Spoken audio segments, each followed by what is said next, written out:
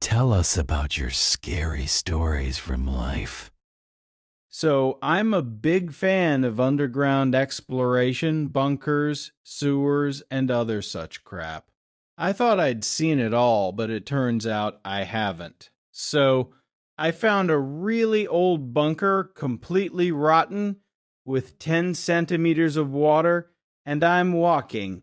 I keep walking and hear the splashing sound of someone stumbling slowly. I knew there was only one entrance and there definitely shouldn't be any guards.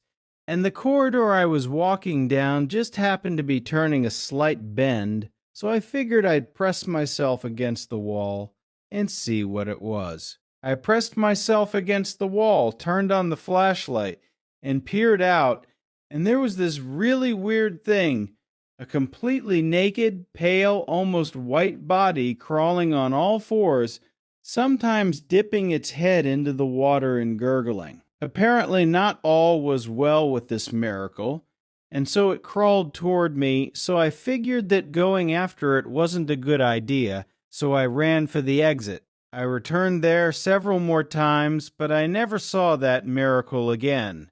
I don't know who it was, but for a human being, he was too white and insane. So it was in the form of a humanoid or some kind of animal. Describe more of the body parts. He looked human, only very emaciated and unnaturally white, with long forelimbs and no hair or fur. He didn't react to the flashlight at all. Kakamakaka. I remember my brother installing modded versions of Stalker on my laptop. I played it a lot, like a lot. But one evening I was sitting in my room. A little context. Stalker was full of mods, all sorts of different ones.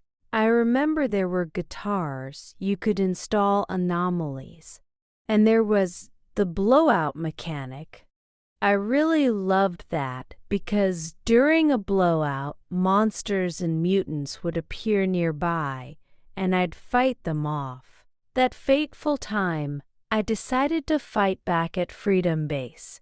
I remember sitting there, shooting at mutants, standing on a flight of stairs, and suddenly some guy appeared, completely pale, no eyes, some red markings on his body. He appeared on the right side of the screen, and I was turned toward him, after which I heard a scream, and my laptop exploded. My laptop hasn't worked since then, Oh, my dad once made me play it right in front of the Agroprom Underground where that blood-sucking thing happened. It's just so nostalgic. Yeah, I love Stalker for its atmosphere. I never even finished the game as a kid. I just played around. There was also this idea of setting up some kind of lightning anomaly in a bar and watching the stalkers get blown away. Oh, childhood.